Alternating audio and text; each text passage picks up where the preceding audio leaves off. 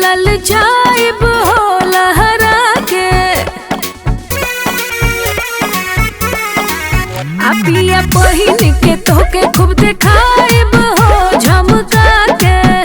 जिया तोहरो पिया जी ललचाइब हो लहरा के। नहीं नेट वाले चाहे ना सिफोन वाले चाहे ले बनारस शहर के ना। आहे सिल्की सिल्की सड़िया मंगदा पिया मिल्की कलर के ना। आहे सिल्की सिल्की सड़िया मंगदा पिया मिल्की कलर के ना। सानी दा पा सानी दा पा ग पा रे ग म रे नि सा सा सा सा सा सा सा।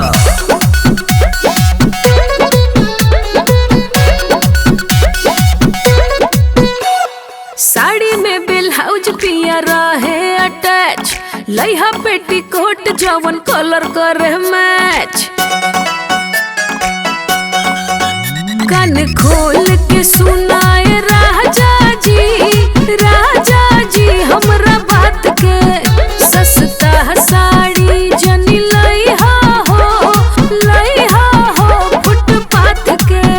इनके तोहरा आगे आइब देखी खूब मुस्कुराइब हम सज के संवर के ना। आहे सिल्की सिल्की साड़िया मंगदा पिया मिल्की कलर के ना। आहे सिल्की सिल्की साड़िया मंगदा पिया मिल्की कलर के ना।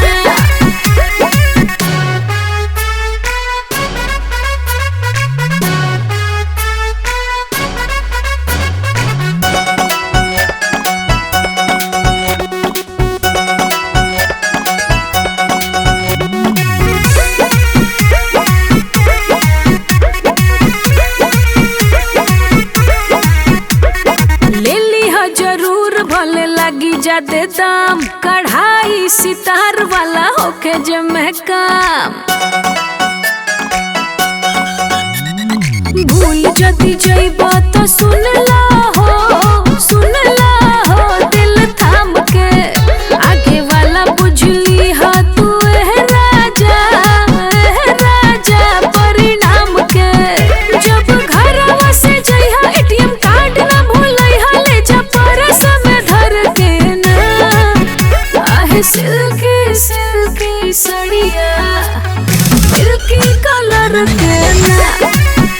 आहे सिल्की सिल्की